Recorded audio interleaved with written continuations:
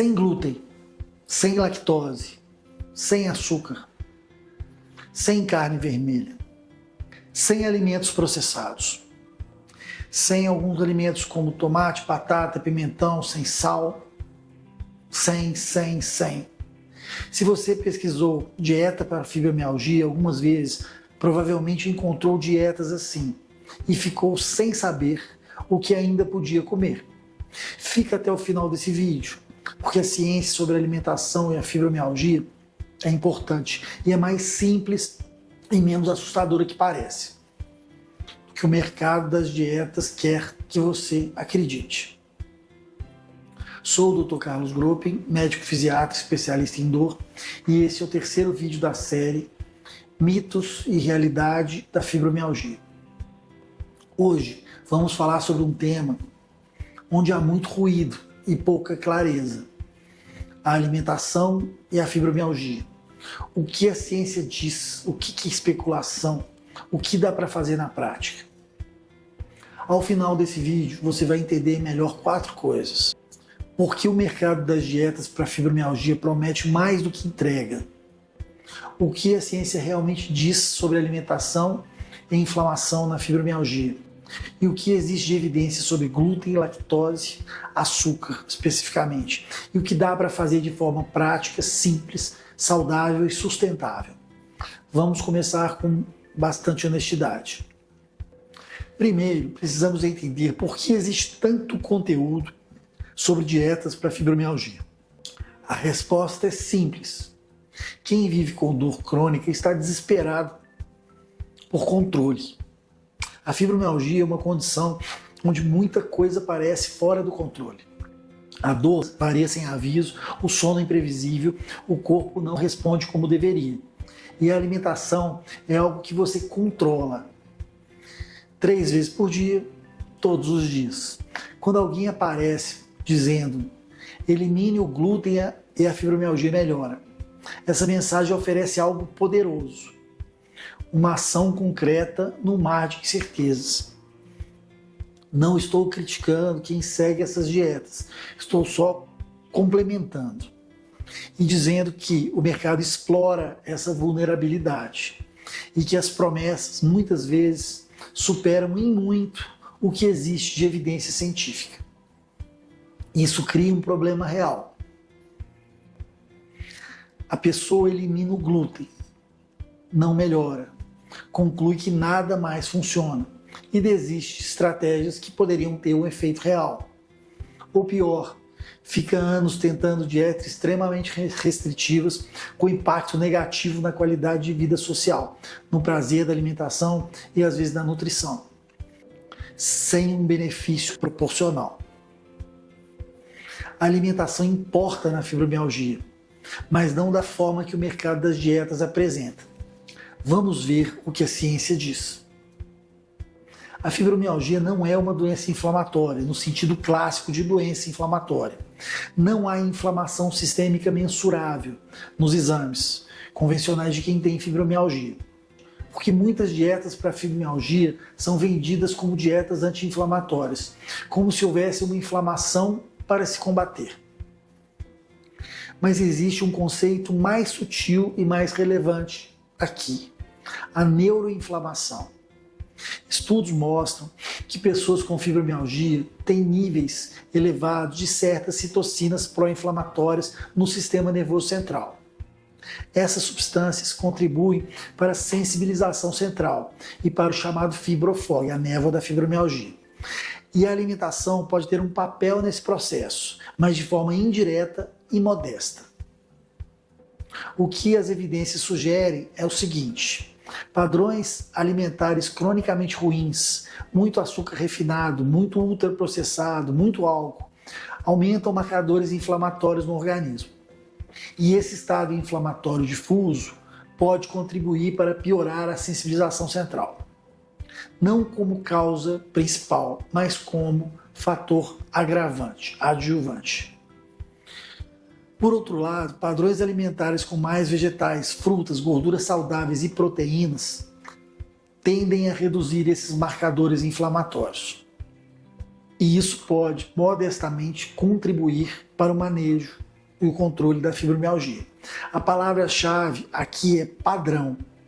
Não um alimento específico que cura, não uma restrição específica que resolve, um padrão alimentar geral que apoia a saúde do sistema nervoso central.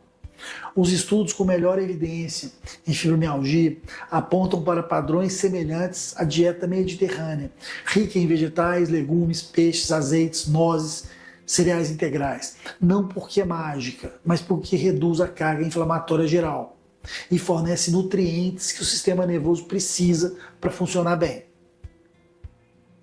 Se esse vídeo está te ajudando a vencer os modismos, deixa o like. Isso pode ajudar a gente a informar mais pessoas sobre isso. Agora vamos a 3 grandes vilões da dieta para fibromialgia: glúten, lactose e açúcar. Vou tratar cada um com a honestidade que a ciência permite. Primeiro, o glúten.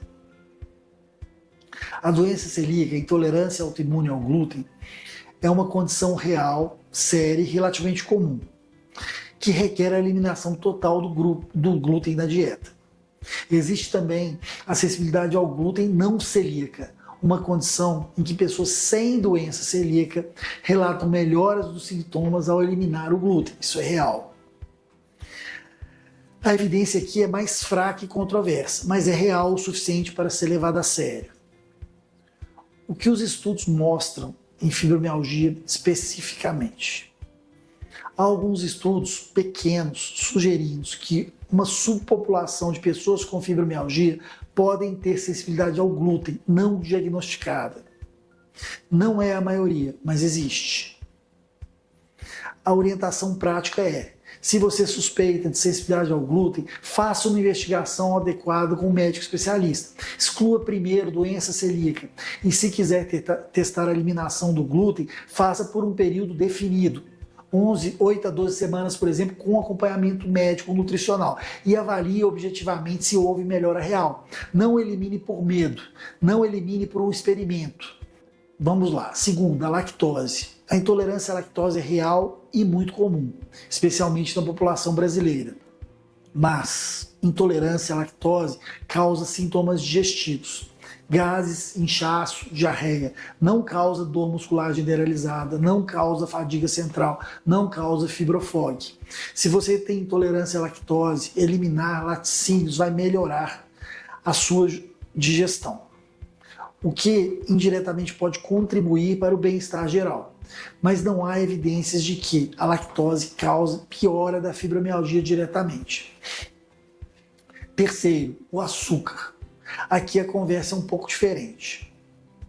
O consumo excessivo de açúcar refinado contribui para marcadores inflamatórios elevados.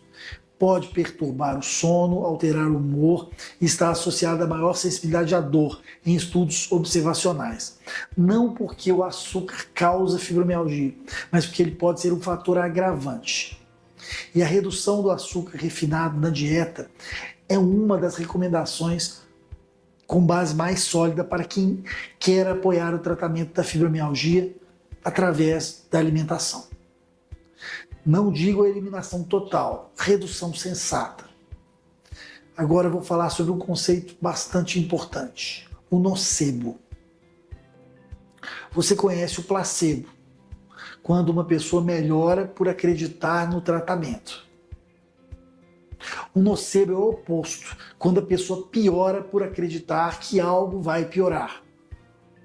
Na fibromialgia, onde o sistema nervoso central está hipervigilante, o nocebo pode ser especialmente potente. Se você acredita que comer glúten vai causar uma crise, essa expectativa pode contribuir para a crise, independente de qualquer outro efeito biológico real do glúten. Isso não significa que sensibilidades alimentares não existem. Significa que o contexto mental importa tanto quanto o alimento. Me conta aí nos comentários, você já tentou algumas dessas dietas específicas para a fibromialgia? E aí, o que aconteceu? Sentiu diferença ou não sentiu nenhuma diferença? Gostaria de saber. Agora, o que eu recomendo na prática, e vou começar pelo que é mais importante: A alimentação é um apoio ao tratamento da fibromialgia, não é o tratamento todo. Isso significa que você não vai curar a fibromialgia pela dieta, mas pode criar um ambiente interno mais favorável para o tratamento funcionar. Com essa perspectiva correta, aqui estão os princípios que a evidência apoia. Primeiro princípio: mais alimentos reais, menos ultraprocessados.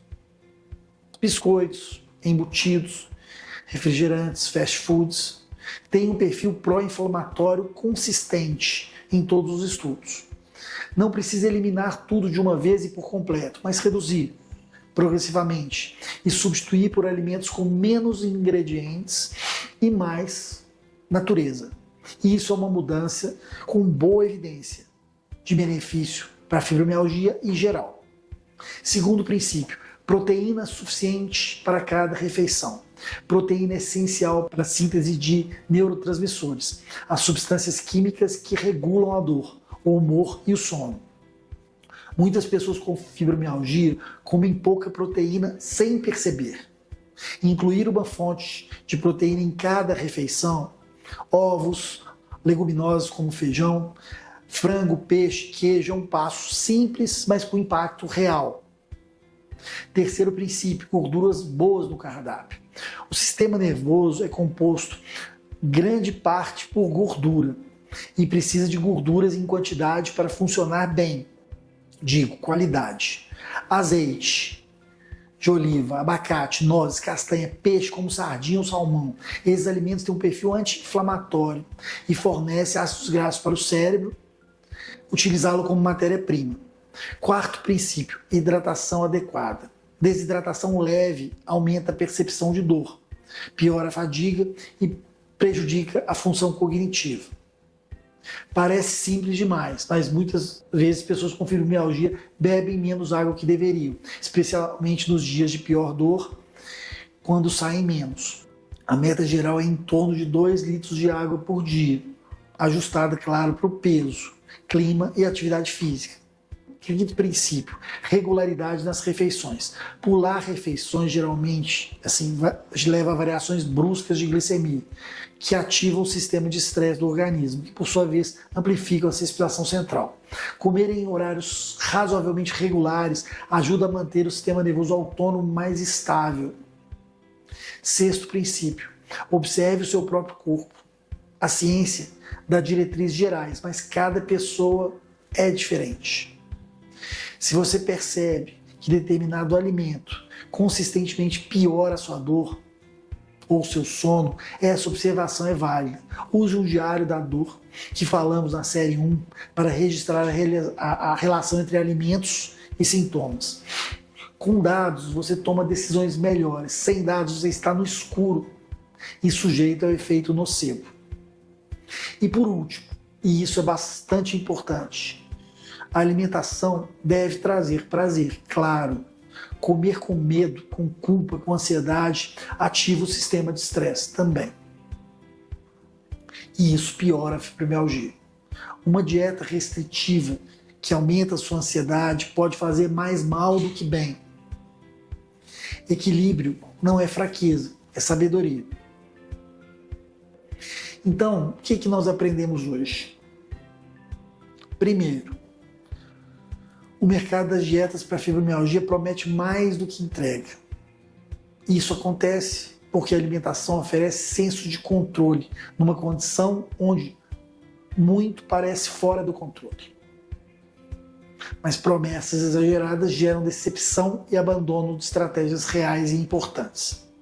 Segundo, a fibromialgia não é uma doença inflamatória clássica, mas padrões alimentares ruins aumentam marcadores inflamatórios, que podem agravar a sensibilização central. O padrão alimentar geral importa mais do que alimentos específicos. Terceiro, glúten pode ser relevante para uma subpopulação. Investigue antes de eliminar e acompanhamento médico é importante. Lactose causa sintomas digestivos, não fibromialgia. Açúcar refinado em excesso é fator agravante, com evidências razoáveis. E o nocebo é real. Expectativa de piora pode gerar piora. Quarto, mais alimentos reais, proteína suficiente, gorduras de boa qualidade, hidratação adequada, regularidade nas refeições e observação do próprio corpo. Esses são os princípios com melhor evidência, simples e sustentáveis, sem terrorismo. No próximo vídeo vamos falar sobre suplementos, magnésio, vitamina D, ômega 3, o que tem de evidência real e o que só é marketing. Não perca! Deixe seu like se esse vídeo trouxe clareza num assunto que é confuso. Isso me ajuda a levar essas informações e conteúdo para pessoas que precisam dessas informações. Se inscreve, compartilhe e te vejo no próximo vídeo. Obrigado. Esse vídeo tem fins exclusivamente educativos e não substitui avaliação ou tratamento médico individualizado.